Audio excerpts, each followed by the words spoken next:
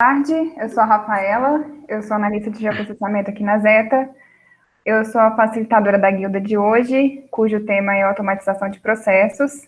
A gente trouxe um colega, um amigo aqui de trabalho, que é o Bernardo, para falar um pouquinho sobre esse assunto, que vai ser mais uma roda de discussão, uma coisa para a gente conversar mais sobre esse tema que é tão abrangente. E aí, se vocês quiserem, vocês podem fazer perguntas depois, durante, ou se não quiser falar, pode também utilizar o chat. Então, fique à vontade para usar os canais aqui para a gente estar melhorando essa conversa e trocando um pouquinho de experiências com relação a isso, tá? Sejam bem-vindos e obrigada por estarem aqui mais uma vez, tá bom? Bora aí, Bernardo. Beleza, Rafa. Galerinha, antes da gente começar, queria reforçar um pouquinho as palavras da Rafa aí. Pode me interromper a qualquer momento, se tiver uma dúvida, na hora que eu estiver falando alguma coisa. Surgiu uma ideia, anotem aí, passa pra gente, que a gente vai ter uma roda de discussão no final. Vamos lá, a hora que quiser falar, só levantar a mãozinha, só gritar nós aí, e bora lá. Antes de mais nada, vocês estão vendo minha cara? Vocês estão vendo minha apresentação já? Como é que tá aí? Eu não vejo mais a cara de vocês, porque eu tô apresentando. A gente tá vendo. Beleza, show de bola. Porque eu não tô vendo mais a carinha de ninguém, porque eu tô em modo apresentação aqui. Então, vamos lá. Então, me apresentando de novo, meu nome é Bernardo Braga, eu sou analista GEL aqui na Zeta também, e eu fui convidado por essa equipe maravilhosa, né, a GEL e Tribo GEL, para iniciar essa conversa com vocês sobre automatização de processos e como é que a nossa tribo utiliza a automatização nos nossos trabalhos, né? Essa é a terceira guilda com o tema de automatização de processos, gerando uma pergunta, um novo método de trabalho? Bora lá, vamos ver. Antes de mais nada, a gente precisa avaliar sobre o que é um processo. Uma primeira definição que a gente tem é grupo de atividades realizadas numa sequência determinada que produz um bem ou um serviço, né? Uma segunda definição seria uma série de tarefas logicamente interrelacionadas que, quando executadas, produzem o resultado esperado. Um exemplo de processo bastante comum que a gente pode pensar é uma receita de um bolo. Ela define quais são os recursos necessários, ela mostra como cada atividade deve ser realizada, em que ordem e como isso se leva ao resultado final, no caso, o bolo, né? E a automatização de processo. A automatização de processo, ela tem como objetivo fazer com que os métodos de trabalho sejam mais fáceis, sem a necessidade de uma execução manual, abrindo caminho para uma atuação automática, padronizada e eficiente. Ou seja, automatizar um processo seria, de alguma forma, tornar o trabalho de uma equipe o mais fácil possível, transformando aqueles procedimentos complicados e que demandam muito tempo para sua realização, né, em um procedimento relativamente simples.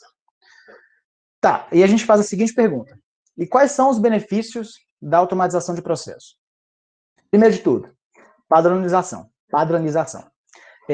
A automatização de processo, ela garante que exista uma padronização dos sistemas, né, tornando a produção muito mais confiável e, além, é claro, de garantir a maior eficácia na gestão da qualidade. Como dito, a automatização de processo, ela garante que todas as ações sejam realizadas daquela forma, né, padrão, resultando em uma alta qualidade e os resultados mais confiáveis. A gente pode pensar também em multitarefa, porque automatizar atividades manuais permite que a gente economize tempo para que seja despendido em atividades que adicionem real valor ao negócio, né? Isso faz com que melhore o nível de motivação dos colaboradores e que resulte em mais inovação, né? Permitindo que a gente realize mais coisas ao mesmo tempo e consecutivamente, melhore a produtividade da empresa, né?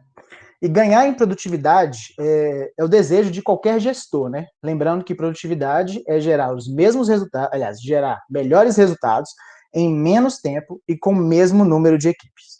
Mesmo número de pessoas dentro da equipe, perdão. Beleza. Aí a gente faz mais uma pergunta. E onde o geoprocessamento entra nessa conversa? Bora lá.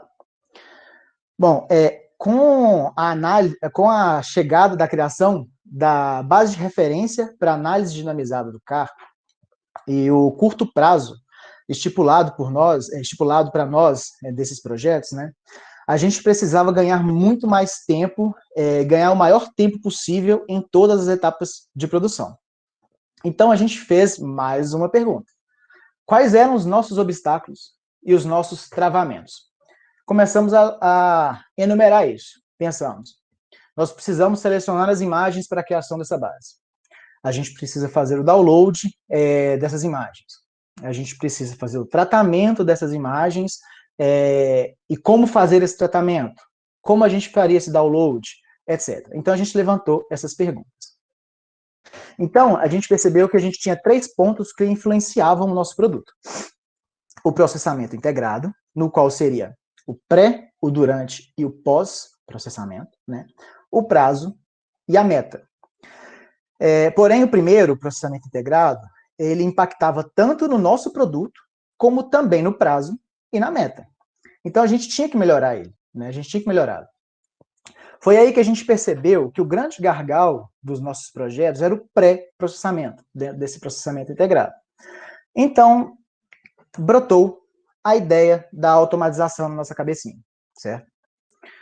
Então, para nós, a automatização, ela veio como uma solução de um problema. Então, a gente levantou aquelas perguntas e decidiu automatizar parte do nosso processo. Ótimo. A partir disso, a gente enumerou aqueles pontos, download de imagens, seleção das imagens, e a gente começou a galgar esses passos, né? Começamos a seguir isso daí. Primeiro ponto que a gente levantou, como conseguir um grande volume de imagens? A gente levantou isso pensando como conseguir esse grande volume de imagens que atendesse à criação da base de referência. Foi aí que surgiu o Google Earth Engine, né? Ele combina um catálogo de várias imagens de satélites, né, e conjunto de dados geoespaciais, com recurso de análise de escala planetária, vamos dizer assim, para detecção de mudanças, mapear tendências e quantificar diferentes superfícies, diferenças na superfície da Terra, né? Essa API do Earth Engine, ela está disponível tanto em Python como em JavaScript, né? E com isso facilita o aproveitamento do poder da nuvem do Google para a própria análise geoespacial. E a gente consegue utilizar a própria nuvem do Google para fazer as nossas análises utilizando o poder dela, certo? Tá, e então a gente decidiu utilizar e a gente percebeu que existem as duas coleções que nós utilizamos principalmente para análise para a criação da base de referência para análise dinamizada, no qual seria a coleção Landsat e a Sentinel-2, né? E os arquivos de dados do Earth Engine, ele inclui mais de 40 anos de imagens históricas e conjunto de dados científicos, né, que são atualizados e ampliados diariamente, né? Então, por que a gente utiliza? Porque os insumos que a gente possui já sai de lá com pré-processamento inicial.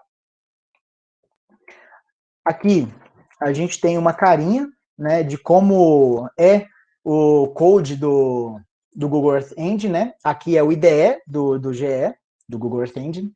E aqui a gente indica, eu mostrei aqui para vocês, deixei aqui para vocês, parte do código de como é retirado cada imagem do Google Earth Engine, né?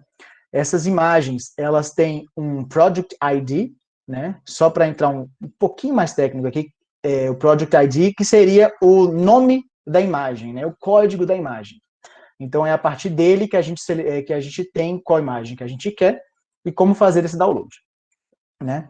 Vou mandar para vocês 2 links. Cadê o código? Vou mandar para vocês aqui 3 links, né? No qual o primeiro seria da página inicial do GE, né? Para vocês lerem um pouco sobre a plataforma. O segundo é o catálogo de imagens do GE, de todos os insumos que eles têm disponíveis gratuitamente para fazer o download. E também a parte de code, esse IDE do GE para vocês já se habituarem um pouquinho com ele, caso vocês forem usar. Tá? Vou mandar no chat da conversa.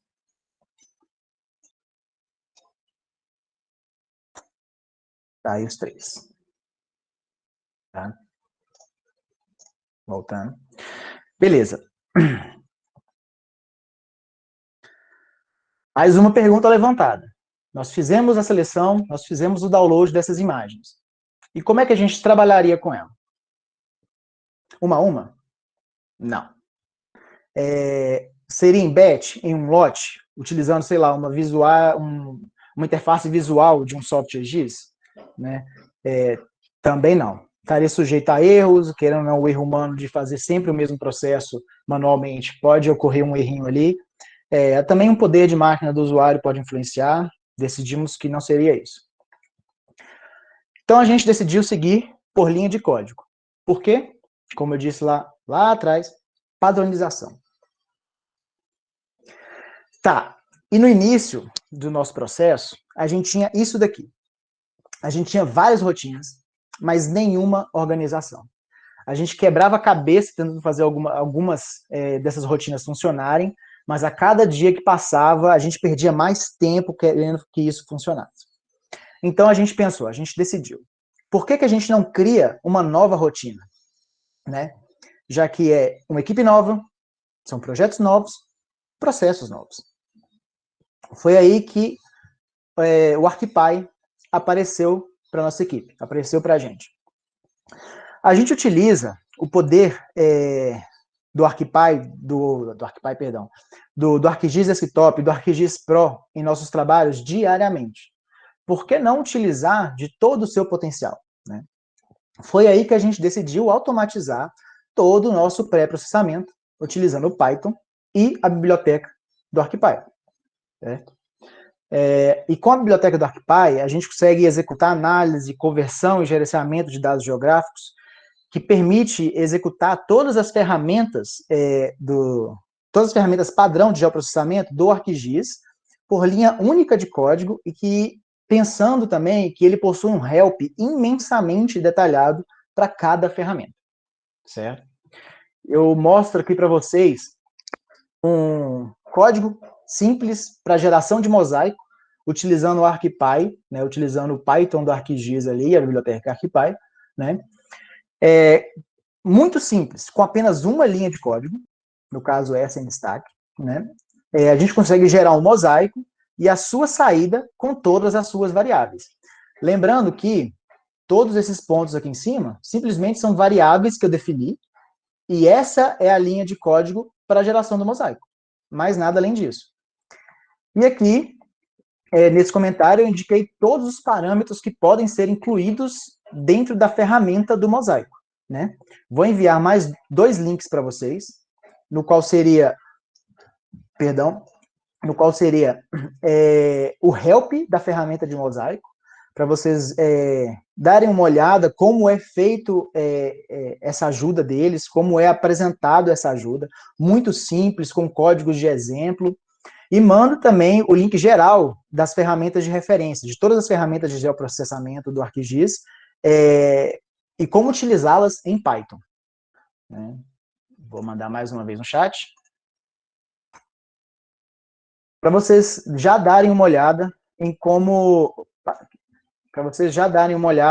funciona o ArcPy já dentro do ArcGIS. Certo? Vou ver se é isso aqui. Perdão, é isso mesmo. Beleza. Então, nesse mini fluxo aqui, eu mostro para vocês todo o nosso pré-processamento para a geração da base de referência da análise dinamizada do carro, onde a gente recorta as imagens para começar o mapeamento. Vamos lá. A gente tem todas as imagens fonte. No caso, a gente tem 2 sensores aqui, né? O Sentinel e a Landsat. Certo?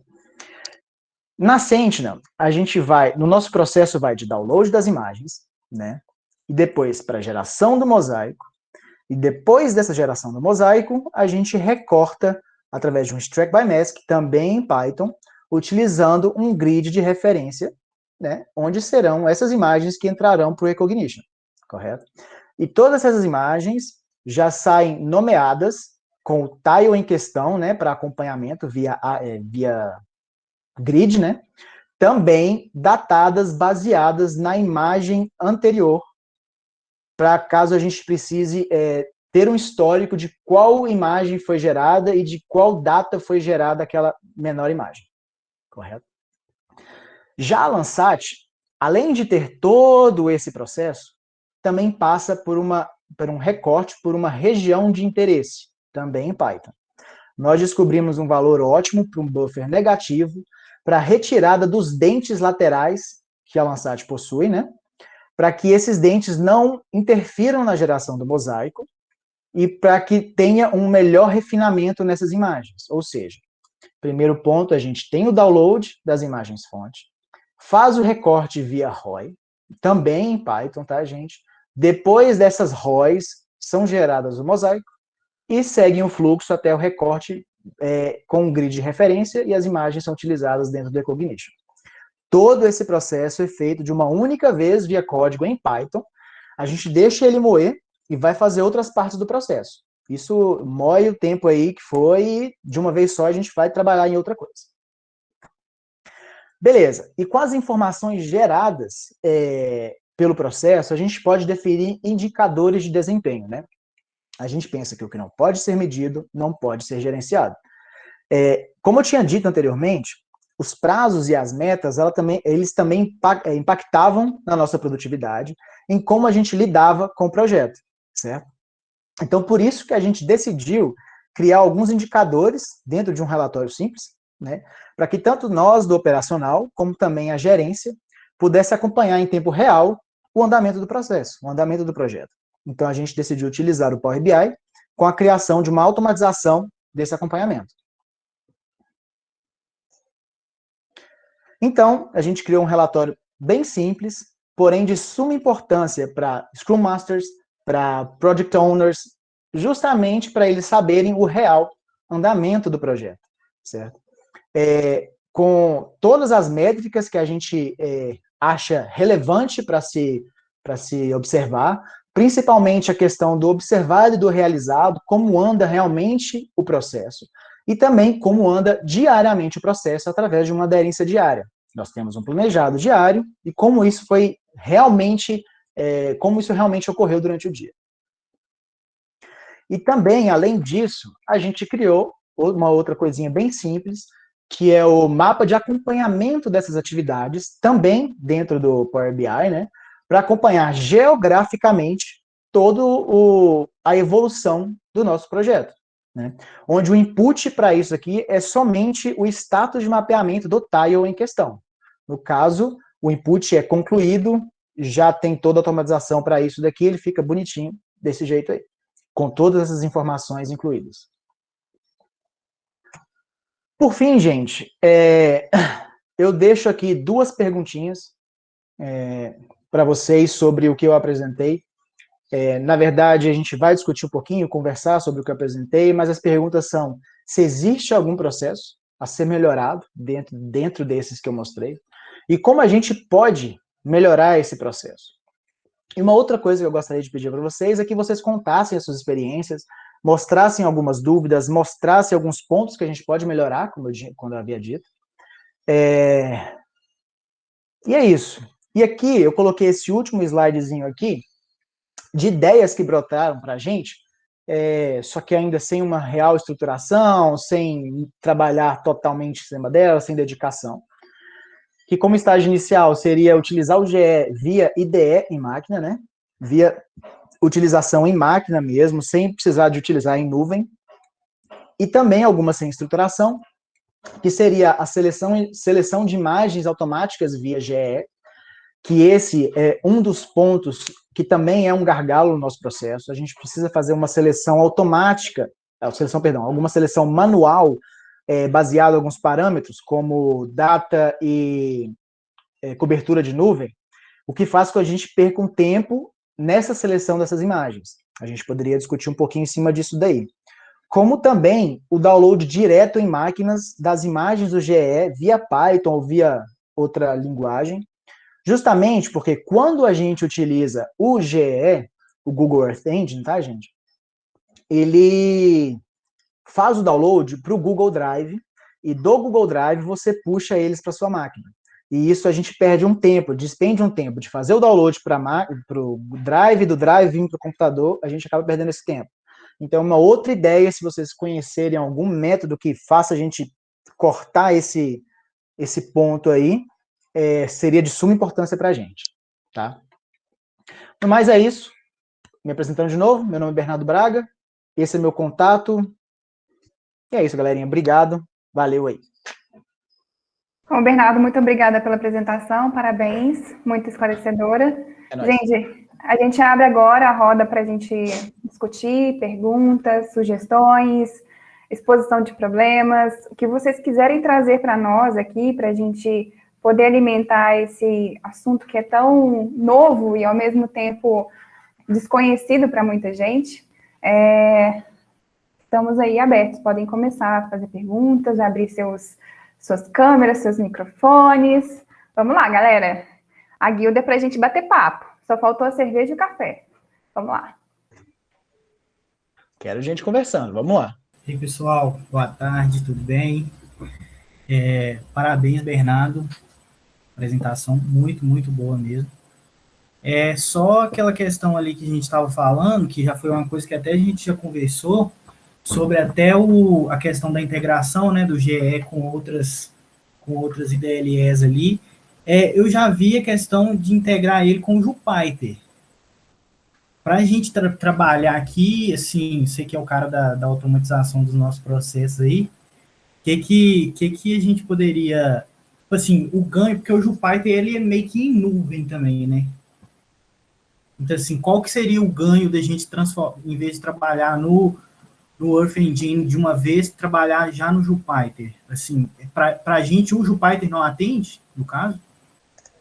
Então, até que atende, mas o Jupyter quanto o Google Colab, que são as duas ferramentas que a gente consegue utilizar, ele faz uma certa autorização com o Google Earth Engine, e o download, como é que eu vou explicar isso para vocês? Ele tem um token, que assim que você acessa ele via Google Colab ou via ou via Jupyter, ele puxa os dados diretamente da sua conta Google e faz o download para a sua conta Google, entendeu? Então, a ideia seria cortar esse ponto, certo? Já ir direto para a máquina. Já ir direto para a máquina. Para quem passou aí por esse... Para a gente eliminar essa questão da demanda de armazenamento em nuvem, que é muito alta, jogar direto na máquina já seria muito melhor. Lembrando que, sobre a questão do armazenamento em nuvem, né, questão de universidades, outras empresas que tinham um certo ilimitado, né, do Google Drive, acaba que a gente perdeu isso, né, muita gente perdeu isso de ter a limitação, de não ter limitação do Drive, e isso impossibilitou a gente de trabalhar em grande escala com essas imagens. Então, seria de suma importância a gente conseguir, de alguma maneira, cortar isso, justamente pela alta demanda do armazenamento em nuvem, né? Imagina trabalhar com a Cibers 4A aí. Né? Nossa Senhora. E é o nosso principal desafio hoje, né? Pois nossa equipe é a questão do armazenamento. Pois é. O Gabriel citou uma coisa muito importante, gente, sobre a Cibers 4A. A gente estava fazendo alguns testes meio... tipo, como utilizar a Cibers 4A, né? Ao ponto de um mosaico para um estado relativamente pequeno, né? Foi Rondônia, não foi, Vitinho? Sair acima de 400 GB. Um único mosaico, uma única imagem processada tendo 16 GB da Cibers. Então, o armazenamento é um ponto de extrema importância para a gente hoje, porque o armazenamento em nuvem, para nós hoje, com grande volume, está sendo meio que impossível, na parte do meio impossível, assim, né? Então, a questão do armazenamento é uma coisa, um gargalo grande nosso também.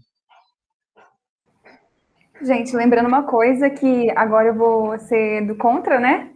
Porque, assim, o Google Earth Engine, ele veio justamente para acabar com essa coisa da gente tentar trabalhar com as nossas máquinas, né?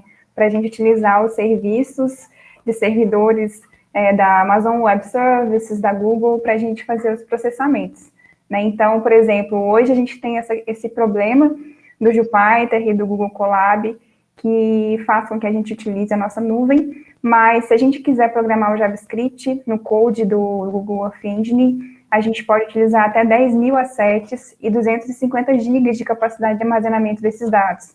Então, a gente tem uma possibilidade de trabalhar dentro do servidor do Google Earth Engine por usuário, tá? Então, uma vez que você criou uma conta no Google Earth Engine, você tem essa possibilidade de estar utilizando o próprio servidor da Google de forma gratuita, mas sem estar vinculada à sua conta da Google mesmo, que é o seu, no caso, o seu Google Drive. Então, a Google e essa ferramenta do Google Earth Engine, quando se trata em JavaScript, eles estão tentando ainda otimizar muito mais o processo. No entanto, muita gente não tem facilidade com o JavaScript, mas já tem facilidade com outras linguagens de programação, como o Python, então vem o Google Colab e o Jupyter para facilitar, né? Alguém tem mais alguma sugestão dessas utilidades? Tenha trabalhado com alguma interface aqui para expor uma experiência? O que vocês acham? Trabalhar com máquina? O que vocês preferem? Prefere trabalhar na nuvem, trabalhar na máquina? Ou ainda não sabe nem por onde começar? Eu acredito que, assim, tem o problema da máquina por, às vezes, algum computador ou coisa assim não ser muito bom. Então, não sei se conseguiria fazer muita coisa, mas aí a nuvem ajuda nessa parte. Mas eu admito que eu não entendo muito disso, não. Mas é por aí que a gente começa, né? É isso aí. É isso que a gente começa a pensar que a gente tem uma limitação, certo? Que seria, por exemplo, a máquina inicialmente. Às vezes a gente não teria dinheiro para poder estar fazendo um upgrade nessa máquina e estar melhorando dispositivos que otimizariam o processamento de algumas funções. E aí a gente acaba recorrendo à nuvem, que a gente acaba alugando uma máquina virtual para estar fazendo esse processamento, né? Então, o Google Earth Engine, e agora a gente também tem uma outra versão que está surgindo aí pelo INPE, que é gratuita, que é o Brasil Data Cube, que ele permite download de imagens também, faz cubos de imagens e faz mosaicos também. Só que ele é muito, muito, muito, muito mais difícil, muito mais complicado, e ele não é amigável igual o Google Earth Engine, né? Eu falei isso até com o Bernardo esses dias. Nossa. Tem aquela especulação daquele da Microsoft também, né? Que tá para sair. Da Microsoft? Não, fala pra gente aqui. Então, eu não sei, eu ainda não li ainda a respeito. Eu vi propagandas num grupo, mas... É uma outra coisa que eu acho, primeiro parabenizar o Bernardo aí pela apresentação, foi show de bola, e reforçar o que a Desirê falou, né, a questão das máquinas, principalmente nesse momento agora, né, que a maioria das pessoas está trabalhando de home office, aí tem essa dependência de máquina, tem empresa que pode emprestar, tem empresa que não, né, aí muitas vezes a pessoa recorre à sua máquina pessoal, mas não atende a todos, né? Então, depender 100% do hardware, principalmente agora, é ruim. Aí essa entra como uma das vantagens de já fazer na nuvem. Nesse momento, para a gente, tem sido o melhor. E eu acho que a grande maioria das pessoas que está em home office é uma ótima solução, né? Ô, gente, o Ivan também é o nosso craque aí no GE, tá? Ele tem umas manhãzinhas aí, ele sabe trabalhar um pouquinho com o GE. Ivan, se você quiser, não precisa ter vergonha não, tá? Falar um pouquinho também da geração do mosaico automático, que o GE trabalha, é uma coisa interessante. Além disso, né, que a gente pode fazer tanto em máquina, o GE também trabalha com os mosaicos automáticos, com seleção de imagens, diminuição da quantidade de nuvem. Então, esse é um dos pontos que a gente está fazendo esse levantamento também. As várias opções que a gente pode fazer para melhorar nosso processo. O Ivan já trouxe isso, mostrou para a gente quais são as opções que o Google Earth Engine traz, questão do mosaico, etc., a seleção das imagens. Se quiser falar um pouquinho, Ivan, não precisa ter vergonha, não. Não, beleza. Então, a questão do mosaico foi até o que eu compartilhei aquela época com a equipe, né? Vou compartilhar com o resto do pessoal agora, que o Earth Engine, ele faz o mosaico automático. Só que, para o nosso processo, o problema que encontrou foi o que? A gente divide as imagens, consegue pegar e selecioná-las por tile. Então, você já tem a área delimitada da imagem, você sabe qual que é, identifique tudo. O mosaico automático que ele faz, por mais que você limite data, e melhora a quantidade de nuvem, né, que você quer, ele não pega o tile inteiro, ele pega partes de um monte de imagem. Então, tipo assim, ele não tem o tile definido para você saber qual foi que ele pegou. Ele fala que pegou parte daquele tile, mas você não sabe qual que é, né? Vamos dizer assim, um estado que no nosso método, vamos dizer, gastaria 50 tiles lá, 50 imagens. Aí lá, às vezes, tem 200, tem parte de 200 imagens diferentes, você não sabe qual que é. É um dos problemas que eu achei diante da nossa demanda, né? Só para complementar o Ivan, galera, a nossa demanda é o seguinte: a gente precisa ter a rastreabilidade do nosso processo. Nós mapeamos uma determinada área onde existe um pedido do Serviço Florestal Brasileiro que nós indicamos qual foi a data daquela imagem, qual foi a imagem, para tentar descobrir se realmente aquilo que a gente mapeou é o estado real na Terra, né? Então, já o GE, ele acaba unindo vários pedaços de imagem para a geração desse mosaico e acaba perdendo essa rastreabilidade. E a gente perdendo isso, a gente não tem como provar para eles, tecnicamente provar para eles, em qual momento, em qual data aquela imagem foi gerada e provar para eles que os limites, né, da análise dinamizada do CAR, desde 2008 até agora, essa imagem está incluída dentro desse limite. Entendeu? Justamente, né, o Google Earth Engine, ele trabalha com uma série de critérios para você selecionar as imagens, né, então quantidade de nuvens, as datas que você quer escolher, né, um intervalo de nuvem, de dados, né, então quanto maior o intervalo, maior a chance de você encontrar um mosaico com menor número de nuvens e tudo assim, né, então o Google Earth Engine, ele vem também para, quando você não tem um critério que considera a sazonalidade, que não considera informações que são essenciais para o mapeamento ou para qualquer que seja a análise espacial que você precisa fazer com base na imagem, existe essa facilidade de você estar construindo mosaicos com todas as coleções de imagens disponíveis dentro do catálogo do GE. Aproveitando o gancho de catálogo, né, a gente trabalhou com Cibers 4A e a gente viu o quanto que as imagens são pesadas, o quanto que é difícil baixar essas imagens, porque tem que baixar banda por banda, o mosaico aí de 400 gigas aí problemático. E aí a gente teve que correr atrás de como fazer esse download automático. E isso é um estado pequeno, né, Rondônia. Né, então, aí a gente começou a bater a cabeça, né, a gente sabia que existia uma API que poderia baixar essas imagens e, poxa, não deu certo, né, esse API ainda está em desenvolvimento. E mesmo que ele esteja em desenvolvimento, ele ainda não baixa a imagem Cibers 4A, ele baixa imagens Cibers 4, Landsat 8, Sentinel-2 e imagens modes. E aí, a nossa equipe começou a procurar modos de conseguir baixar essas imagens de forma simultânea, sem ser manualmente, né? Então, aí vai Bernardo para o Python, vai outras pessoas, né, buscar. Eu, no caso, a gente sabia que existia possibilidade de baixar imagens pelo Linux, mas nós somos viciados no Windows, né? Tudo é Windows, Windows, Windows. Me desculpe se alguém aqui tiver conhecimento do Linux e usar Linux, mas não é um senso comum na nossa equipe aqui da Zeta.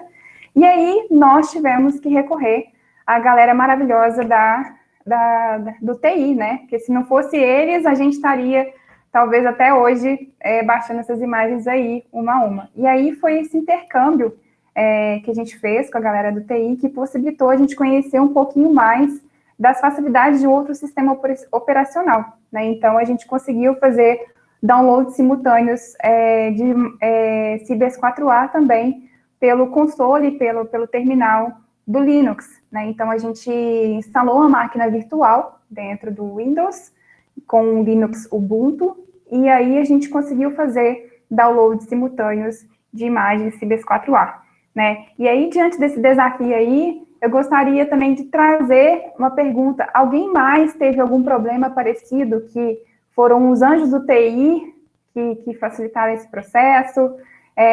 Se alguém tiver aí, puder dar um pouquinho contar um pouquinho dessa experiência, ou quiser contar algum caso parecido, ou se também não tiver, quiser colocar outra situação. E aí, gente, conta mais pra gente. Bom, Rafa, eu vou até começar aqui então, vou falar um exemplo bem simples, mas que, igual você colocou, os anjos do TI salvam a gente. É que aqui também, na nossa equipe, a gente utiliza muito alguns códigos até básicos, né, Bernardo? Mas a gente consegue criar pastas, né, automáticas para organizar todo o nosso material, né? Então, por exemplo, não sei lá, pega um estado do Pará que tem, nem sei quantos tiles RapidIOS. Você lembra, Bernardo? 400, alguma coisa assim? Por aí, 432? Isso. Não, então, isso só os Fuso 22, tá? Só do Fuso Não, 22. o RapidIOS foi 904, né, gente? É isso 904? Aí.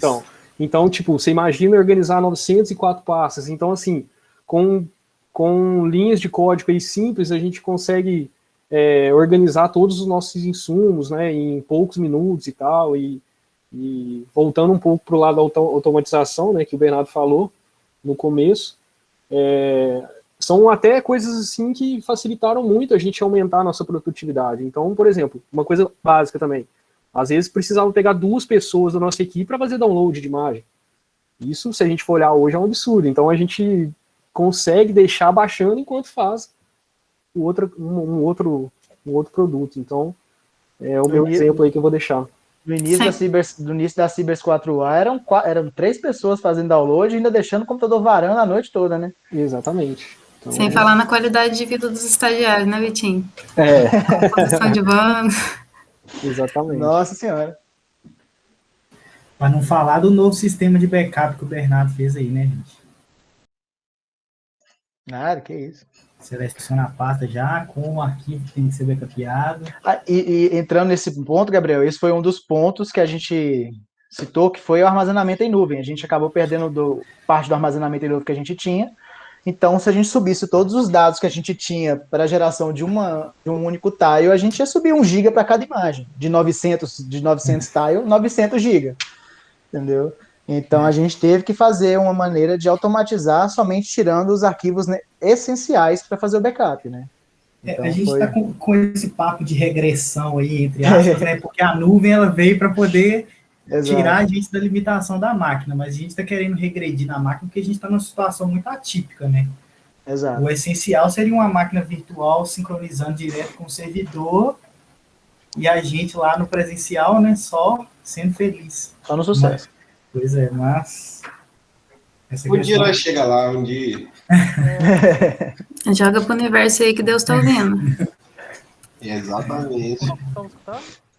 Estamos sim, Leandro. Ah, tá. Até a gente na qualidade também realizou algumas análises, né, alguns processos, e aí é um gap meu, né, de falta de familiaridade com Python, com a linguagem de programação e os traumas aí dos inventários da vida, dos manejos. Acho que dá para a gente ganhar a escala, deixando esses scripts prontos também, né? Porque eu utilizei para algumas análises Model Builder, mas isso a gente pode transcrever para uma linguagem de programação e incluir linhas de comando aí simples que podem adiantar bastante, né, o nosso processo na qualidade, as análises, as correções, tudo mais. E o Model Builder dá para exportar ele em Python, né? Só tem que fazer umas adaptações aí de encaixar os insumos nele. Sim, tem, mas a gente já tem, galera. O Leandro, falei só, dar um parêntese no Leandro. O Leandro criou um toolbox para a gente fazer detecção de erros de conectividades, né, de topologia, mas a gente também tem um script de erros de desconexão. Os dois utilizam a mesma linha de raciocínio, né, e tal. E eu agora, é um caso, né, eu estou fazendo análise aqui de uma hidrografia e eu precisei rodar o toolbox não suportou, porque ele tem um limite de memória. E eu estou aqui no script, utilizando o script também para suprir essa falha que ocorreu no toolbox. Então, a gente tem a possibilidade de ter também não somente uma via de automatização ou de solução de problema. A gente pode ter uma coisa que tem uma interface gráfica amigável, mas também a gente pode ter uma opção de um script aí, uma rotina em código também para a solução do mesmo problema. E até para quem está aprendendo, né, eu acho que eu fui até esse ponto, é muito legal a ferramenta do Model Builder, porque você conhece o fluxo, e aí quando você exporta ele em Python, você começa a entender a estrutura da linguagem de programação. Isso aí, para começar, eu acho muito mais didático, muito mais proveitoso do que você começar a estudar a linguagem de programação crua, assim, do nada. Acho que você tem um desempenho melhor no aprendizado. Eu, pelo menos, fui até aí, né? Eu brinco com os meninos que eu crio o model, exporto em Python e passo para alguém. Depois daí em diante eu não passei. Mas é uma forma legal de avançar na linguagem também. Mas eu concordo com você, Paulinha.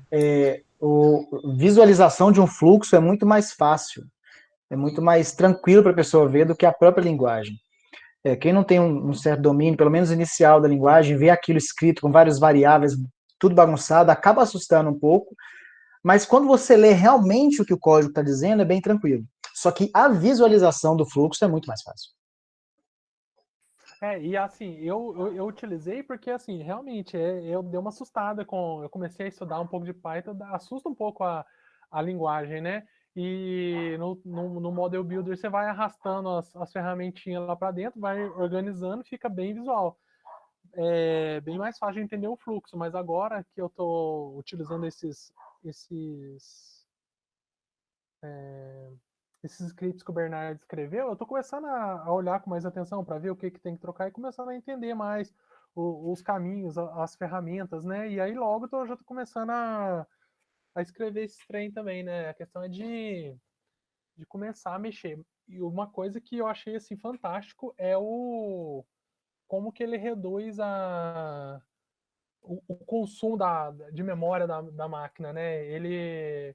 Coisa que eu botei para rodar aqui no ArcGIS, o computador travou, tive que reiniciar ele mecanicamente aqui, e quando foi pro Spider para poder rodar, foi coisa rápida de resolver, enquanto eu mexia com outras coisas. Então isso é um ganho que você deixa de imobilizar a máquina, né? Para poder rodar suas análises. Isso é fantástico. É isso aí, Leandro. Só de pensar que a gente não tem a interface visual para trabalhar com isso, já diminui a utilização da memória do computador. E o Python, ele também consegue limitar o poder de processamento lá dentro. Ele não utiliza o máximo que ele pode, certo? A não ser que você queira que ele utilize o máximo, utilizando multiprocesso, etc. Então, ele não vai tomar o seu computador de uma maneira de travar, e, ao mesmo tempo, ele não tem uma interface para diminuir ainda mais a questão da memória que ele utiliza, né? E outra coisa que você tinha falado, Leandro, é sobre o tempo de processamento também. Eu lembro que quando a gente iniciou nossos processos, nosso pré-processamento, a gente demorou horrores, né, Rafa? A gente demorava para pensar em um método, tentava manual, não conseguia, fazia interface visual, não conseguia. E aí, esse pré-processamento para a gente veio realmente, eu não coloquei só para brincar no slide, ele veio como uma solução de um problema para a gente mesmo, sabe? Ele mostrou, falou assim, a gente vai fazer isso, vai padronizar, vai ser mais rápido e acabou. Tinha coisa que a gente perdia um dia e meio, se eu não me engano, me falha na memória. Hoje a gente perde uma manhã para fazer todo o processo, desde geração do mosaico, recorte para tudo, sabe? É uma coisa muito simples.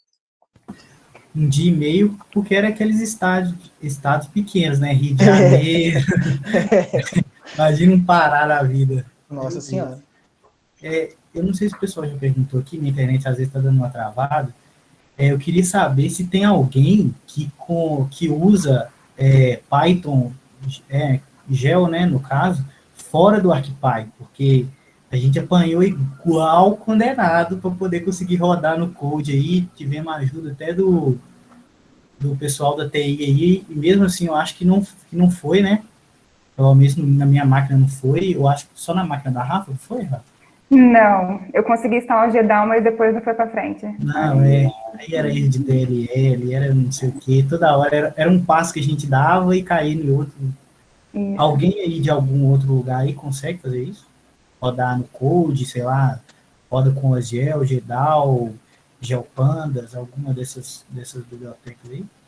Galera, alguém tem alguma experiência aqui para trocar além de GE, Python? Às vezes tem coisas do R, porque assim, tem muita gente também que tem utilizado outras linguagens de programação além do Python, como o R, e tem até dentro do próprio QGIS, a gente consegue utilizar alguns softwares que vêm acompanhado no pacote, como o GRASS, o SagaGIS, e todos os outros para processar algumas coisas, por exemplo, drenagem e tal. Troca experiência aí, Sigta, Cria, Vega, traz um pouquinho de experiência para nós aqui, para a gente também saber o que vocês andam fazendo.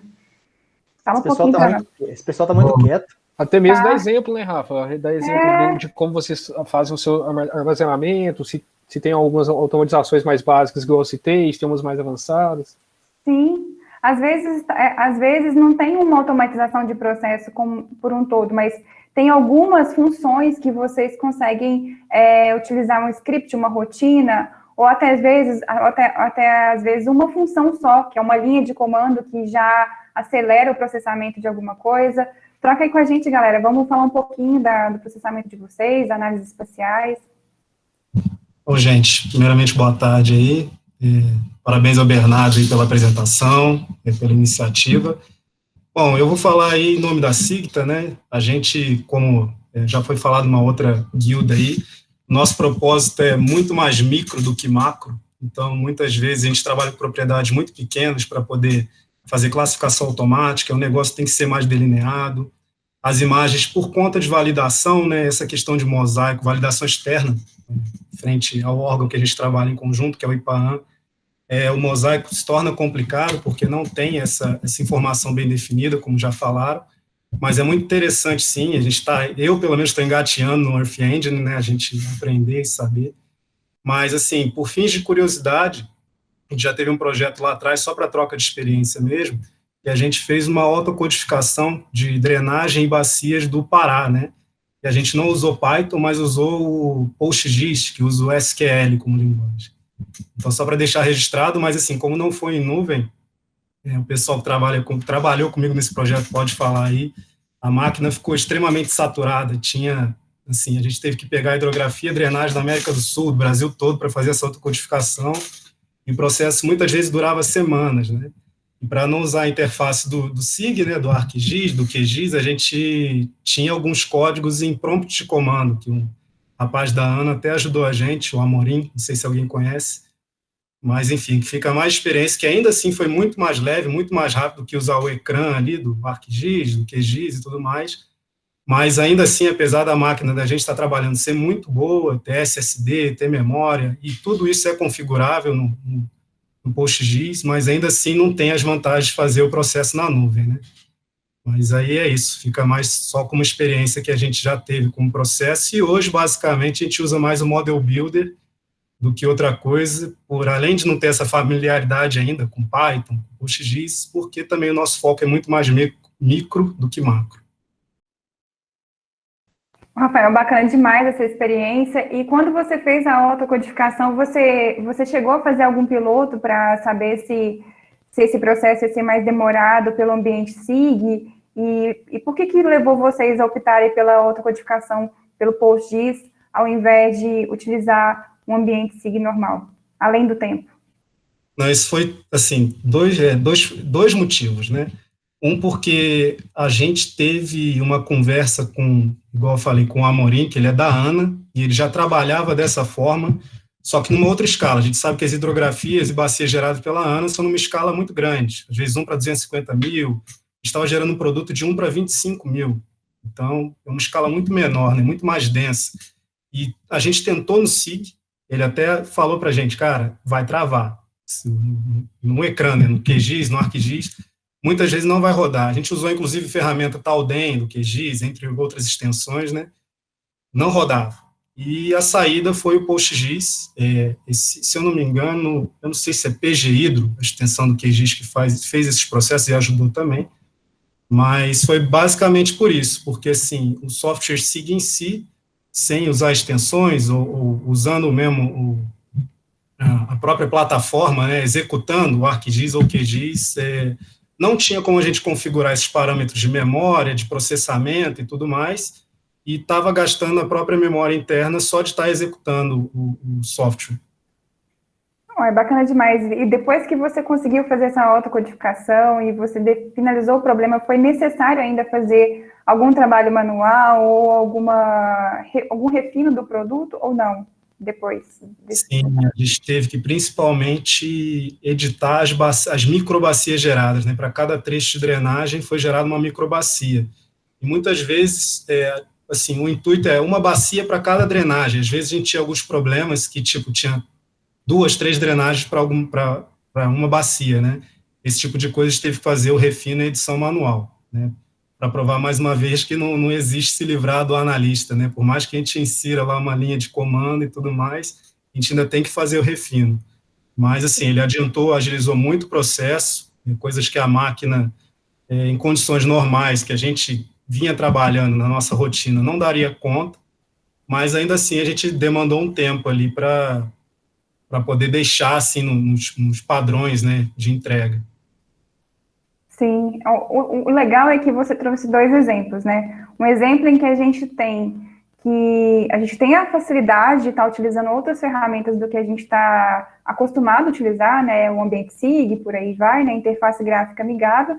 Ao mesmo tempo, a gente teve que recorrer a uma alternativa que não estava no escopo, no script, né? A gente estava assim, não, a gente usou Talden, a gente tem outras ferramentas de trabalho que a gente está acostumado a usar, mas nenhuma delas se resolveram, né? Então, a gente tem que recorrer a uma outra alternativa. É aí que a gente sai da zona de conforto, realmente, né? E a gente começa a utilizar outros programas, outras ferramentas que podem auxiliar a gente naquele processo, daquele produto que a gente precisa fornecer. Ao mesmo tempo, a gente também traz aquela prerrogativa de que a gente sempre vai precisar de um analista por trás da máquina para saber se a máquina operou de forma correta, né? Porque nem tudo, porque igual a gente fala mesmo, né? As pessoas assim, mas se você então quer dizer, por exemplo, a análise dinamizada, né, que está sendo aí que foi criada e a gente está montando as bases de referência para inserir nele, ele vai aceitar a base de referência do jeito que você inserir,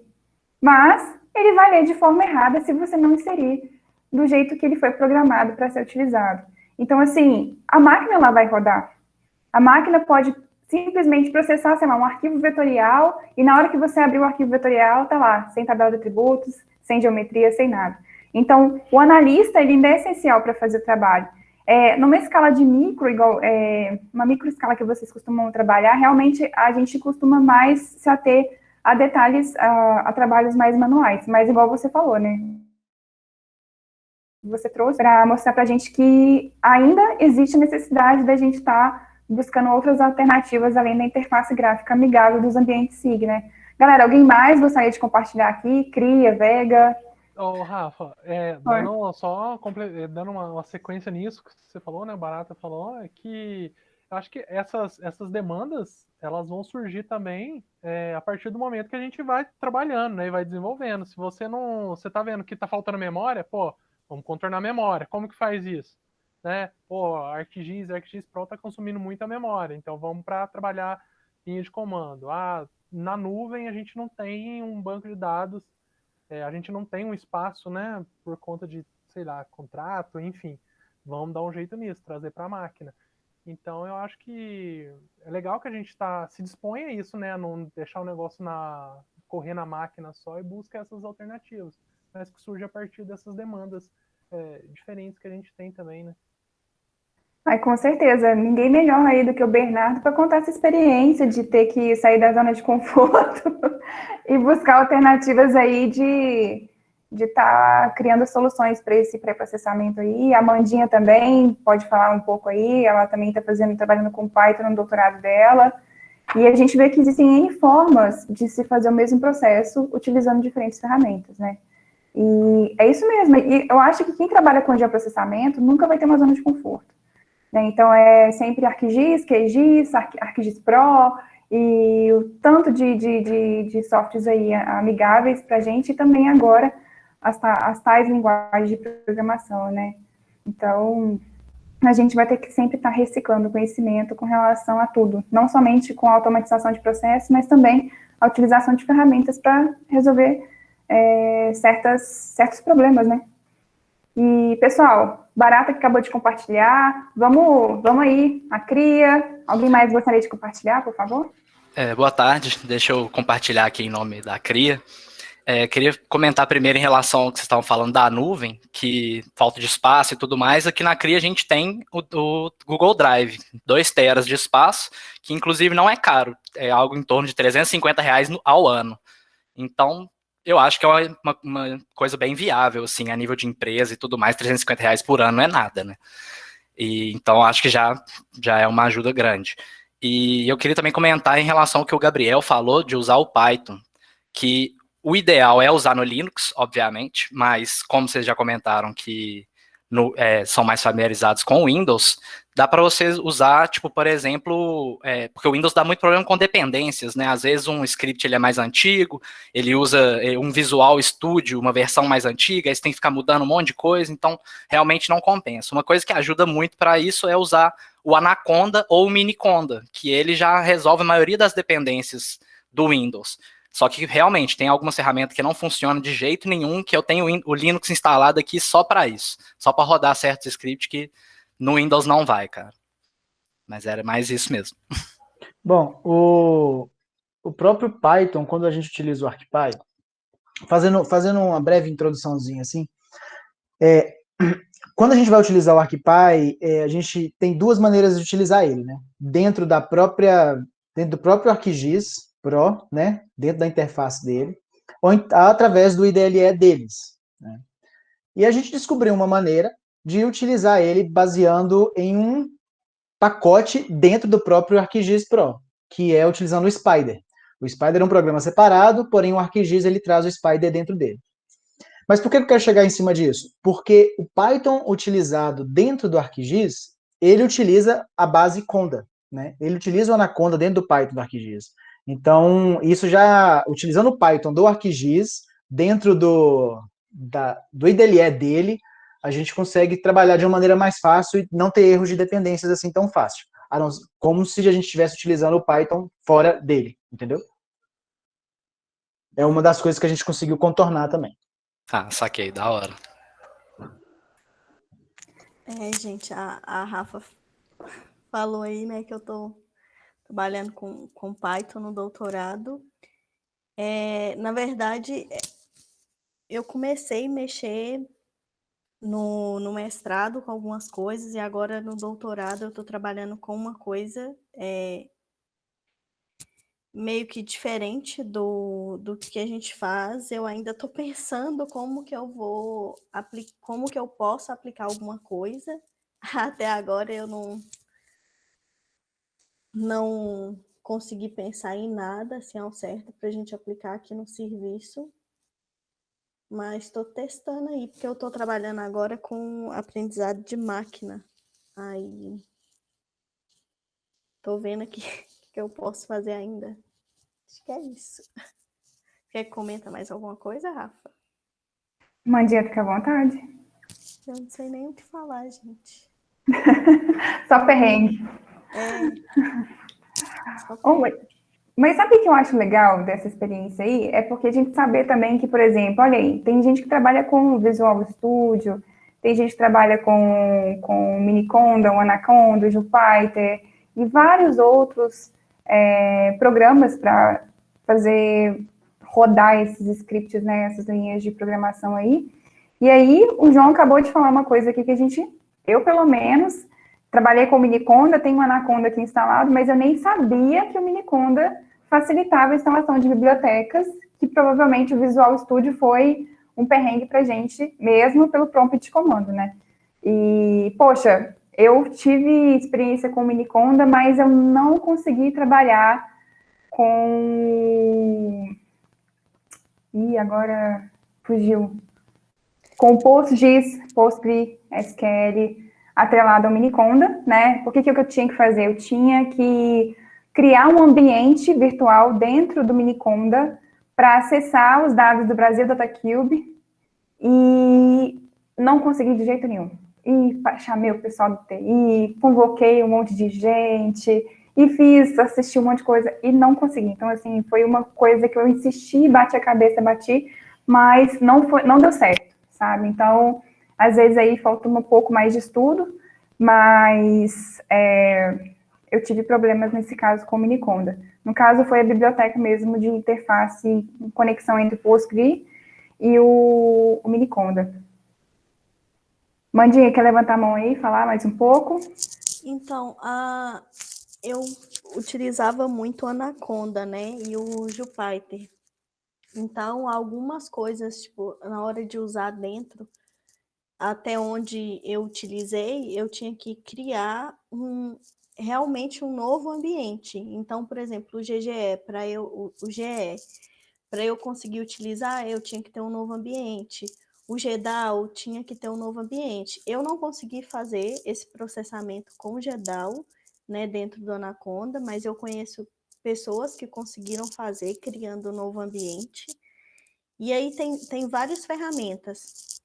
E até onde eu vi os cursos que eu estava fazendo, eles sempre falam para a gente gente vai trabalhar com aprendizado de máquina, então vamos criar um ambiente para se trabalhar com aprendizado de máquina. Você vai trabalhar com um tipo específico de processamento de imagem, vamos criar um ambiente específico para isso, porque você vai instalando pacotes, pode ficar muito pesado, e às vezes um pacote, né, uma biblioteca, ela vai entrar em conflito com a outra aí, pelo que eu entendi dos cursos. Mas é isso aí mesmo, Mandinha. A gente tem, no próprio R, né, durante o meu doutorado eu programei, fiz muita função de SIG em R, principalmente ecologia de paisagens, e a gente tinha que criar ambientes de processamento, porque uma biblioteca entrava dentro da outra, e dependendo do que você ia fazer, você precisava de uma biblioteca mais atual para rodar uma determinada função, enquanto que para outra você tinha que usar uma biblioteca mais antiga. Então, o Miniconda, no meu pouco conhecimento que eu tenho, ele pode utilizar esses ambientes justamente para facilitar o acesso a essas bibliotecas que são necessárias para processar aquela determinada análise, né? Então, eu acredito que o erro, né, do Miniconda e o Anaconda está associado principalmente a isso. O problema também do Windows é o que o João falou, né? A gente, quando vai trabalhar com Windows, ele vai instalando em vários diretórios diferentes, né? Então, por exemplo, eu estou acessando aqui o ArcGIS e pedi para instalar um monte de biblioteca, e aí ele foi lá e, eu queria uma biblioteca que já está instalada no ArcGIS, mas ele não vai conseguir acessar, porque eu estou em outro diretório, em outra interface, então isso dificulta o processamento. Então, você acaba tendo que criar um ambiente toda hora, e esse também é um dos grandes bugs da gente estar na programação, né? A gente criar um ambiente, não é simplesmente rodar a linha de comando, né? Entender também por que você não está conseguindo rodar as funções. Na verdade, eu me considero uma grande replicadora, né? Eu não entendo nada de programação, então, assim, eu não consigo criar um script do zero. Eu só consigo pegar umas funções lá que eu preciso cortar, eu preciso exportar. Aí eu vou lá, leio o help, né? Porque sem o help a gente não é nada. E abençoado GitHub, Stack Overflow, porque são eles que salvam a gente nessas funções. E aí a gente consegue lá, com mais ou menos um fluxo mental, lá, um brainstorm que a gente tem lá, constrói, e a gente consegue construir um script aí. Galera, fala mais um pouco aí da experiência de vocês. Tô achando que eu tô muito aqui falando demais, eu sou só uma facilitadora, eu não sou a faladora, tá? Então vamos trazer um pouco mais da experiência de vocês aí, por favor. Eu queria perguntar para vocês falaram que estavam fazendo o mosaico da Cibers lá, que deu 400 GB e tal. Vocês utilizam o GDAL para fazer mosaico virtual, esse tipo de coisa? Porque quando você cria um mosaico virtual, você consegue fazer reprojeções, né, fazer coisas dentro do mosaico, e tipo, ele fica guardado virtualmente, mas você tem que ter os insumos, né, que ele tem esses insumos que ele mantém em forma de texto. Então ele fica o mosaico guardado em forma de texto, ele tipo não gasta espaço nenhum, você só precisa ter os insumos no mesmo lugar, na mesma pasta, para ele ter o caminho que ele vai seguir. Então, às vezes, isso pode facilitar muitas vezes nos processos, né, tipo, às vezes você precisa reprojetar, fazer alguns processos mais simples assim no raster, sem precisar usar um arquivo de 400 GB, sabe? Não sei se vocês utilizam, conhecem o virtual. Vamos lá. GEDAL, a gente teve muito problema no início para trabalhar, sabe? E a Rafa falou uma coisinha, só outra introdução aqui. A Rafa falou uma coisinha que a gente, no início, a gente tinha que sair da zona de conforto. Há 8 meses atrás, né, Rafa? Eu não tinha muito contato com code também, não, sabe? Com Python, com nada. Era muito novo para mim, assim, sabe? E foi através de demandas que surgiram que eu comecei a absorver o Python na minha vida, certo? E o ArcPy veio com uma avalanche para cima de mim, assim, eu falei, vou utilizar isso em todos os nossos processos. Então, o GEDAL, eu não tive muito contato. Porém, eu estudei um bocado, eu não trabalhei com ele, mas eu estudei um pouquinho, assim, para pensar numa dúvida que eu tive agora quando você falou isso. Ele gerando em texto, e ele fica como um mosaico virtual, isso não travaria o computador em relação à memória do computador? Não a memória armazenamento, mas a memória RAM do computador, já que ele fica como virtual, ele não travaria muito isso? Acabaria... Não, porque na verdade ele cria um texto que quando você roda alguma coisa, ele lê como um raster, mas ele não fica armazenado o tempo inteiro mosaicado, tá ligado? Ele é só o arquivo texto e dentro do GEDAL ele vai ter códigos que leem aquilo e transcreve para um raster em si. Legal, cara, interessante, é uma coisa que a gente pode pesquisar também, né, Rafa? Vitinho, escutando? É isso que eu ia te perguntar, João. O formato dele é VRT, né? Ele fica em VRT, exatamente. Legal. Beleza. A gente pode ver isso aí mesmo, para ver se é viável para a gente. A gente utilizou, João, quando a gente foi fazer todo o processo, a gente fez um script justamente para organizar todos os arquivos que a gente tinha, gerar a composição das bandas, depois de gerar a composição das bandas, fazer o fusionamento dela com a PAN, né? E depois da PAN, fazer a geração do mosaico. Isso tudo via ArcPy. Tudo via ArcPy, entendeu? E com essa composição de bandas, essa questão do fusionamento, eu acho que não pesa em nada para a gente fazer com ArcPy. O nosso gargalo mesmo foi a geração do mosaico. O mosaico foi, assim, absurdo.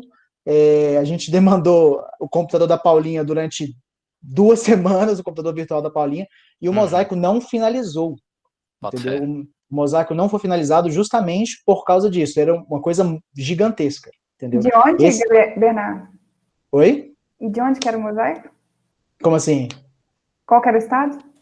Rondônia, minúsculo, assim, não era nem o maior de... O do Distrito Federal durou 2 dias, não foi, Vitor? Sei lá. Foi. E tinham 4 cibers só. 4 cibers. O de Rondônia tinha 54 imagens. 54 imagens. Demorou 2 semanas e o mosaico não finalizou. Esses 400 GB aí nem foi finalizado. Nossa. Foda que é cibers ainda, né? Então... É cibers. Porque com a Sentinel eu já fiz os testes, funciona de boa, virtual e tudo mais, mas eu não faço ideia de como isso funcionaria com a Cibers, né? Porque ela é um pouco diferente, né? As características dela. Então, seria bom fazer uns testes e tal, mas eu acho que é interessante até por guardar, sabe? Se você tiver que guardar esse mosaico, você não precisa guardar os 400 GB, você guarda ele virtual. E lembrando que os insumos têm que estar no mesmo lugar. Se apagar os insumos, perde o mosaico.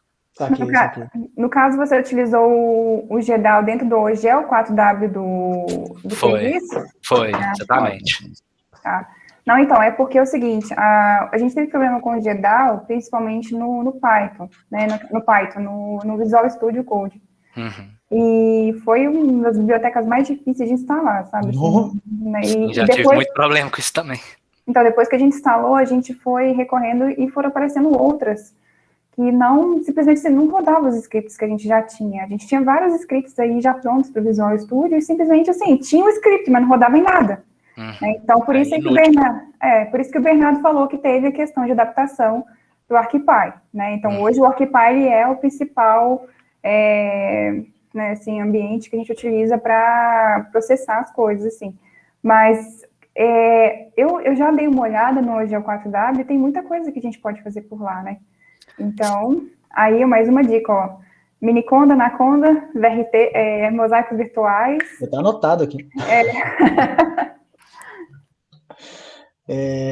Bom, mais alguma coisa? Fala para nós aí. Alguém mais? Rafa, você falou um negócio legal aí, que é o GitHub, né? O GitHub também é uma ferramenta massa, embora, assim, talvez não tenha tanto volume de dados voltados para a SIG, né?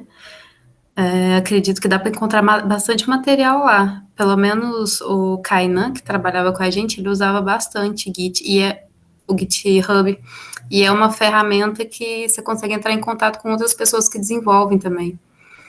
Sim, Paulinha, eu vou te falar uma coisa, eu acho que não é todo mundo que está atento a isso, mas eu acho que pode ser uma coisa também, é que quando você trabalha com ciência de dados, principalmente as pessoas que trabalham, tem alguns recrutamentos que estão pedindo os perfis do GitHub como uma análise do perfil. Por quê? Porque ao mesmo tempo que a gente precisa de ajuda, a gente também tem que ajudar, né? Então, você não vai ser simplesmente uma pessoa que vai colocar, tipo assim, eu preciso de uma função, beleza, eu encontrei. Mas, pô, e esse que você já criou, né? Por que não compartilhar? Então, o GitHub vem para E o Git, Stack Overflow, então, eles são mais direcionados para TI, mas tem o GIS Stack Exchange, que é mais para GIS, né? Sim, mas tem o GitHub voltado só para SIG, tá? Então, dependendo do pacote que você procurar, dependendo da função que você procurar, tem o Git de tudo. Até hoje, tudo que eu precisei para a área de programação, tanto para R quanto para Python, mais para R que eu sei, né? Tudo estava no GitHub e no Stack Overflow. E os fóruns do Stack Overflow e dessas bases são, assim, fantásticos. Claro que a grande maioria das informações vão estar em inglês, tá? Então, assim, a minha sugestão também é que quando precisar, já vai direto no inglês, procura com as palavras-chave em inglês, que a chance de achar é muito maior, né? Então, o GitHub assim, para mim é como se for... Eu vou falar uma coisa antiga aqui, vocês não me xinguem não, tá? Eu sei que todo mundo aqui é novo, mas o GitHub é como se fosse a Barça. Nossa senhora. Entregou a idade, Rafa. Tá amarrado, hein? Pelo amor de Deus.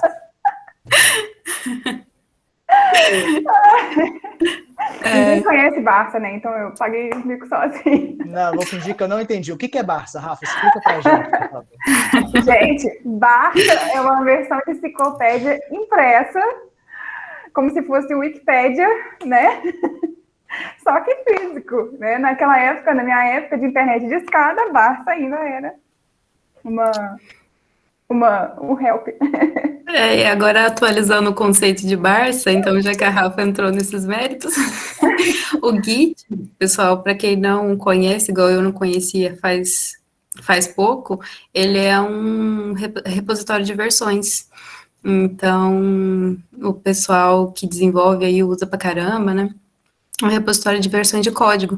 Então, lá você coloca o seu código, o GitHub, quando você cria uma conta pessoal, você pode deixar aberto, disponibilizar para outras pessoas podem colaborar com você, entrar em contato com você, é uma troca bem massa, assim, e você pode atualizar o seu código e guardar as versões anteriores.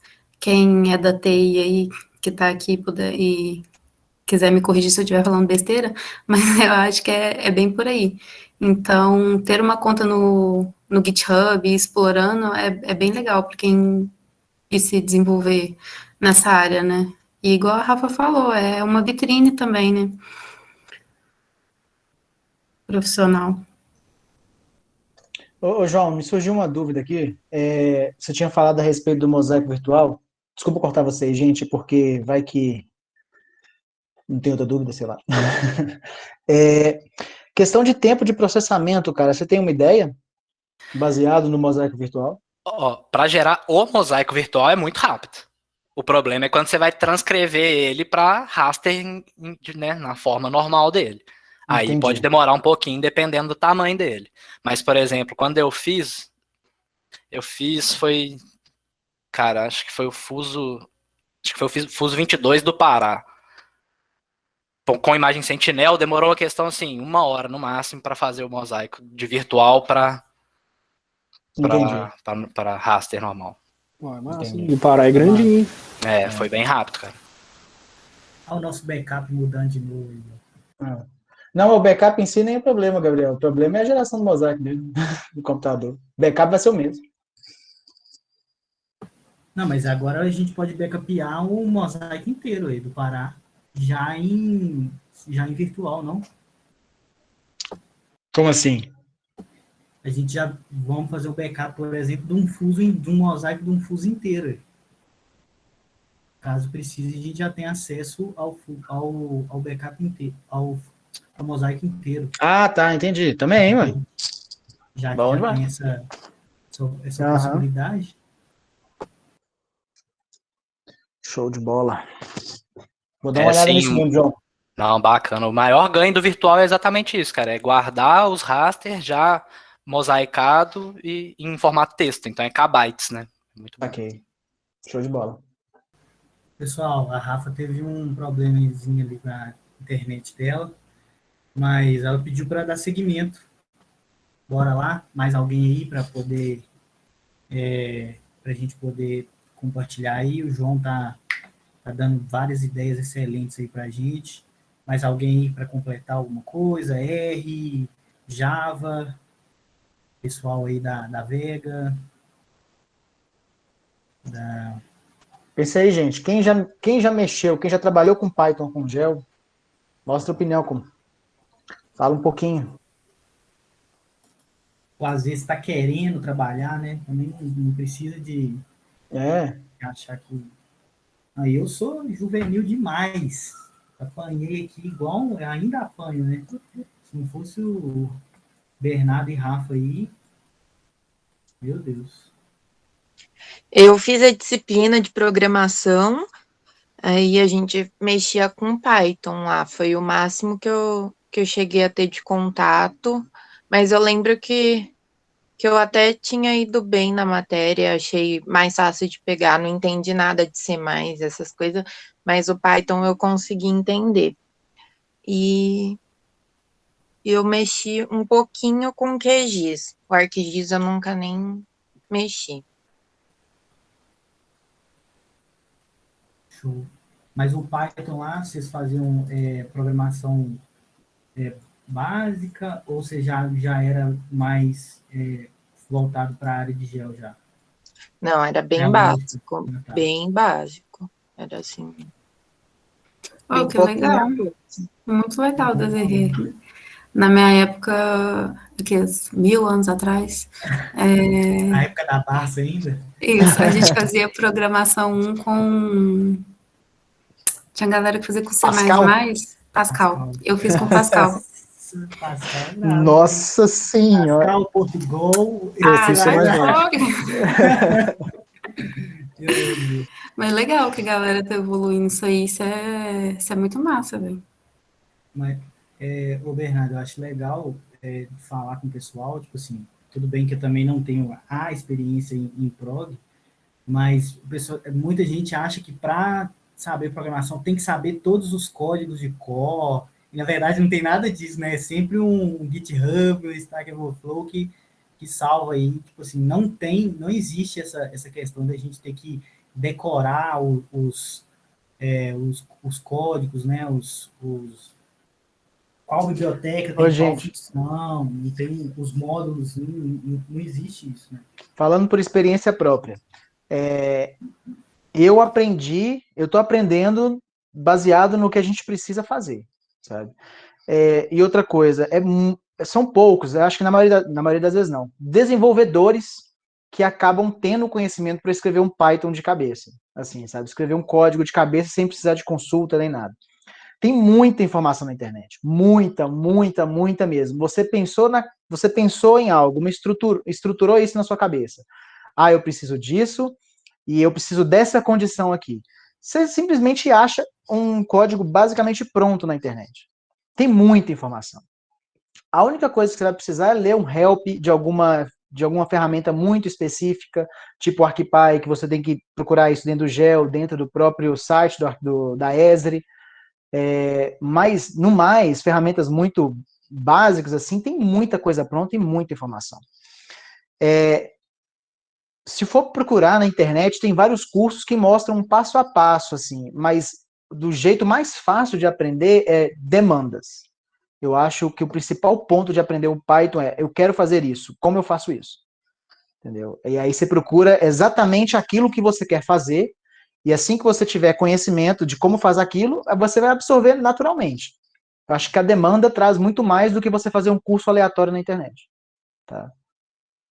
Eu concordo demais com você. Eu lembro, a primeira vez que eu fui mexer com Python foi a Paulinha falando para mim. Foi exatamente o que ela falou. Ela tinha feito o Model Builder, fez o script e falou: faz esse trem aqui funcionar para mim. Eu também não manjava muita coisa, manjava bem pouco, assim, e foi indo, né? Exatamente isso. Vai procurando, na internet tem muito conteúdo, e só para dar um exemplo, eu divido o apartamento aqui com o brother, ele é dev.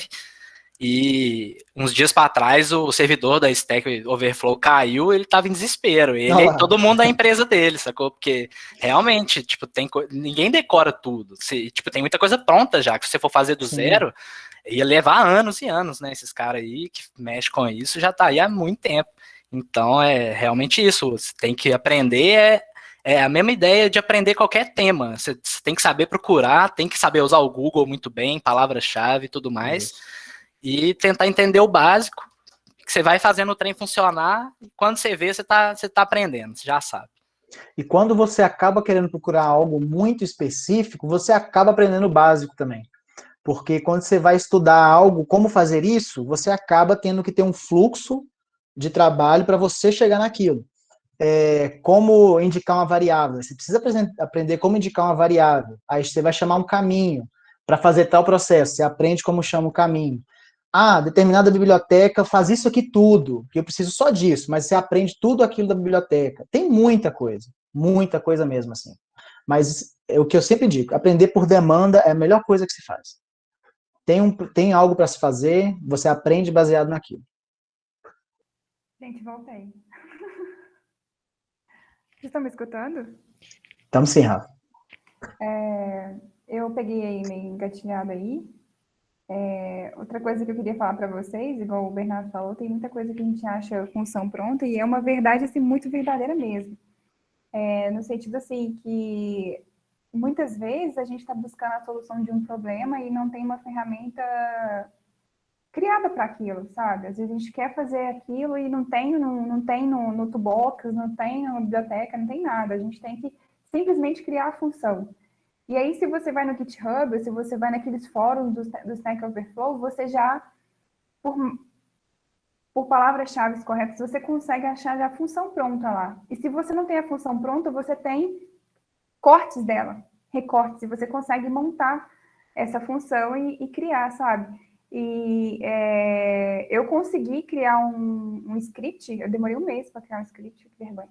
Um script de R, que eu precisava criar, que ele removia uns buracos que existem dentro dos arquivos vetoriais. Esses buracos, eles são invisíveis, mas eles conseguem aumentar a área dos arquivos, né? Então, por exemplo, toda vez que você trabalha com um arquivo vetorial em ambiente gratuito, né, em ambiente SIG gratuito, por exemplo, QGIS e tudo mais, ele gera um arquivo extra que se chama roles, né? E esses roles você pode acrescentar até 20% de acréscimo na área desse arquivo vetorial, quando você trabalha com ele. E quando eu precisava da área exata das áreas, eu precisava desmembrar esses roles desses arquivos vetoriais. E não existia nenhum script para isso. Aí foi com base em vários helps dentro do Stack Overflow, várias funções que eu consegui construir o script no final para rodar. Então, assim, no doutorado foi uma forma se não tivesse esse fórum, eu não teria conseguido. Você disponibilizou esse script no seu GitHub? Não, eu acabei de falar, né, que tem que ter um GitHub e eu não tenho, galera. Isso é uma vergonha. O pessoal pega seu peso. Foi mal, galera. Eu acabei de falar que tem que ter um GitHub, mas não é que eu falei que tem que ter, mas é porque dependendo da área que você segue, né, se você é um programador ou você é um cientista de dados, normalmente você trabalha muito com programação. E aí a galera acaba pedindo que você, da mesma forma que você também conheça, mas você também coopere na rede, né? Então, eu não tenho ainda. Eu preciso criar, que eu tenho aí uns scripts bons de ecologia de paisagens para compartilhar com a galera aí. Mas é tudo em R, não é nada em Python. Não. Bernardo? Tô aqui, só escutando, esperando mais gente falar também. Gente, mais alguma experiência, mais alguma troca de de informações, perguntas, questionamentos? Bom, meu nome é Maria Júlia, eu sou da Vega, sou nova, acredito que nós da Vega aqui, a gente é tudo mais novo, acho que por isso que a gente está mais caladinho, mas essa questão de sair da zona de conforto também veio a calhar na Vega ultimamente, essa questão de automatização também, um dos grandes problemas que a gente tinha acho que desde sempre, né, desde quando eu entrei também, é que eu sou do time de monitoramento, a gente trabalha com monitoramento agrícola no Brasil inteiro, né, identificando cultura. E aí um dos grandes problemas é que a gente utilizava o site Sativeg lá para pegar o índice de vegetação. E aí, vez ou outra, o site saía fora do ar e a gente ficava, nossa, e agora?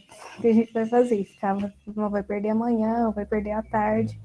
E aí, nesse quesito sair da zona de conforto, a gente correu para o GE, né, o Google Earth Engineer, e achou uma solução, mas mesmo assim ela era demorada. Aí, recentemente, um dos nossos colaboradores, o Alex, acredito que vocês conhecem, né, encontrou um plugin dentro do QGIS, do Google Earth Engineer, como é que ele chama mesmo?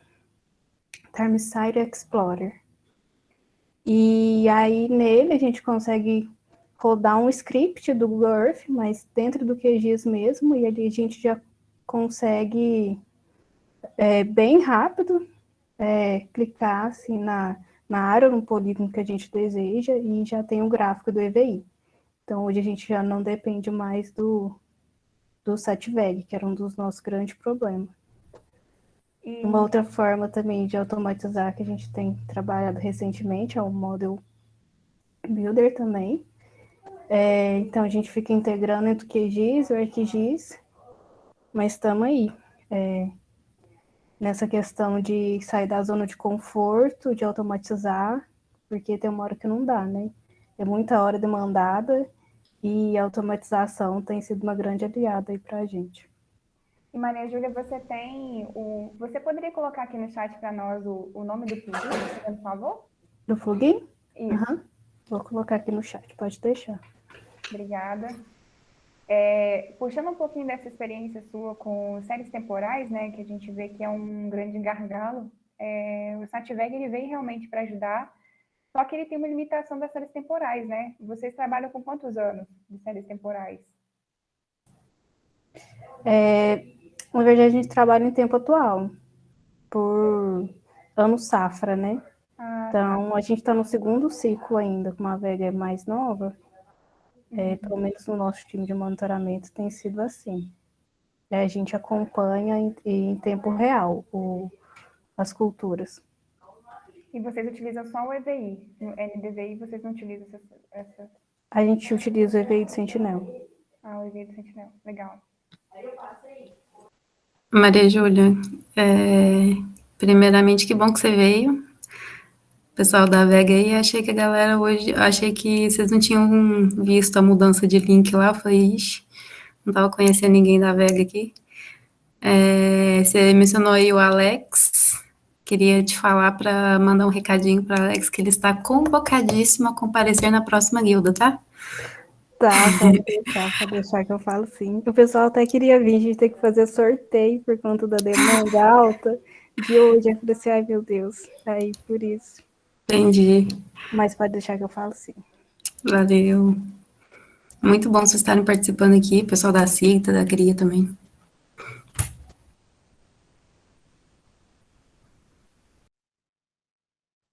Claro, gente, é por isso que eu tô falando, de aproveitar o momento da guilda, em que a gente tem todo esse tanto de cabeça aqui, pensante, pra gente trocar figurinha, né? Maria Júlia, eu vou te falar uma coisa que eu não sei também se vai ajudar. Vocês já conseguiram uma alternativa, né? Já tem um plugin do QGIS, já utilizou o Sativeg, realmente o Sativeg toda vez tem uma atualização aí, uma vez a cada 3 meses, uma cada vez 6 meses, assim, né? Acho que até menos. Eu utilizei o Sativeg também no meu mestrado, e ele atendeu bastante. Tem um programa de monitoramento do Cerrado agora, que gera EVI2, NDVI e SAVE para culturas agrícolas no Cerrado todo. Esse programa de monitoramento, ele foi recém-lançado, eu tenho que pegar aqui o site com as informações, e ele funciona da mesma forma que o SatVeg. Você clica com o pixel em cima da área que você está querendo, e você consegue exportar. E dependendo se são vários polígonos, você consegue baixar também em Excel. E eles também têm uma forma também de você conseguir baixar em dashboard.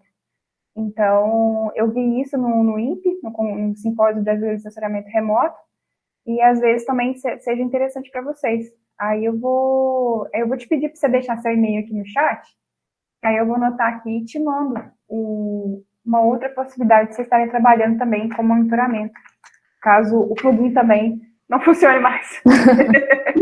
Tá certo, obrigada, Rafa. Vou deixar aqui também, pode deixar. Valeu. Tá, eu não usei não, eu só vi eu vi mais ou menos a interface, vi o simpósio e achei interessante. Às vezes pode ajudar. Não, bacana. Pode deixar que a gente dá uma olhadinha assim. Aí, pessoal, nós temos aqui agora, então, séries temporais aí, né, monitoramento, uma coisa que não é simples de lidar, né, então a gente tem ferramentas hoje criadas pelo INPE, pela Embrapa, que facilitam o acesso às informações. Agora tem o plugin do QGIS aí, que a Maria Júlia acabou de falar, e nós temos outros programas de monitoramento também, feitos por várias entidades, que a gente pode ter acesso. Alguém tem algum trabalho parecido também? Eu gostaria de trazer uma experiência aí, que teve aí que sair da zona de conforto, para estar buscando, seja um plugin, uma rotina, um novo software? O Rafa, não, o meu foi uma experiência que eu tive, mas não é mais o que a gente já tinha falado antes mesmo, não é um assunto novo, não. Foi mais ou menos parecido com o que o João falou, quando a Paulinha me passou uma série de processos, né, que já tinha que fazer para adequar a hidrografia para análise dinamizada, e eu comecei a usar o Model Builder.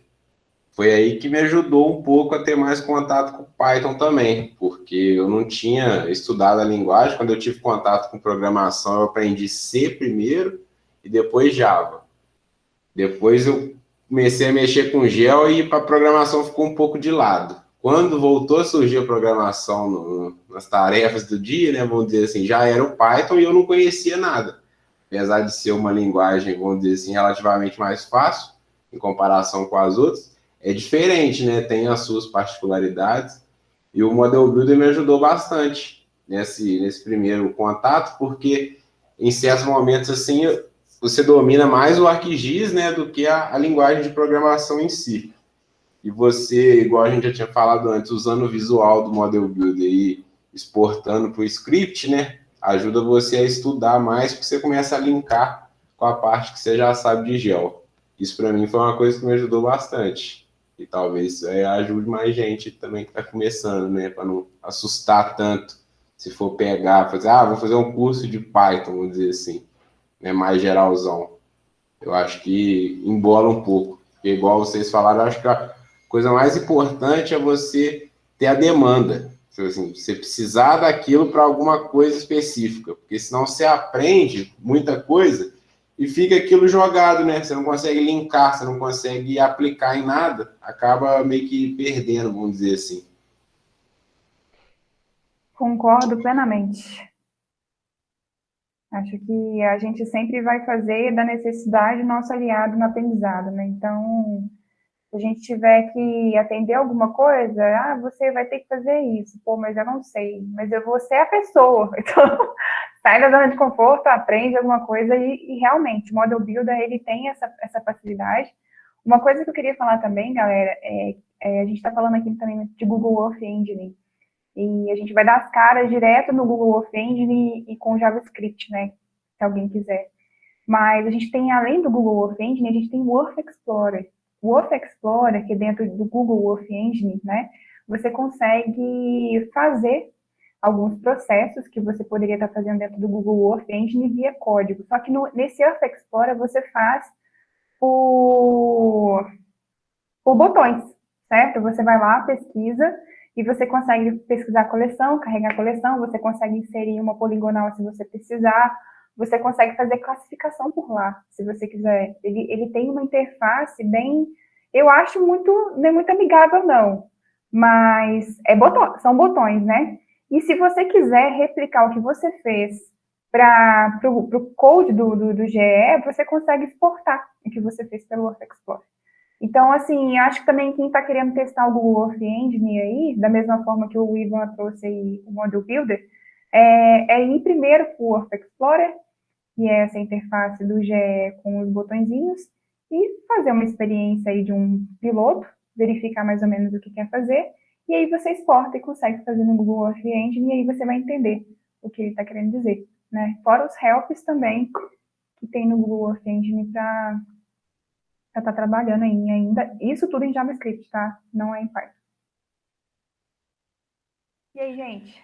Eu queria fazer mais um comentário sobre o que a Maria Júlia falou, de que eles estão fazendo monitoramento de cultura e tal, né? No Lemaf a gente também chegou a fazer, e a gente utilizava um plugin do QGIS também que chama Mutante, né? E pelo que eu entendi que ela falou, eles usam um plugin que deve pegar os dados do GE, né, ou algo assim. Então ainda fica meio que dependendo de internet, por exemplo. Então, dependendo, se tivesse a internet, alguma coisa assim, pode ser interessante usar o Mutant, porque ele tipo, você baixa as imagens, você tem que ter o EVI na sua máquina, e ele faz essa análise temporal, mostra o gráficozinho, só que, né, localmente. Então, pode ser também uma saída. De fato, a gente precisa de internet. Valeu aí pela dica, João. No caso aí, João, você está trazendo uma possibilidade de trabalhar em nível de pixel também, né? Ao invés de ser no polígono.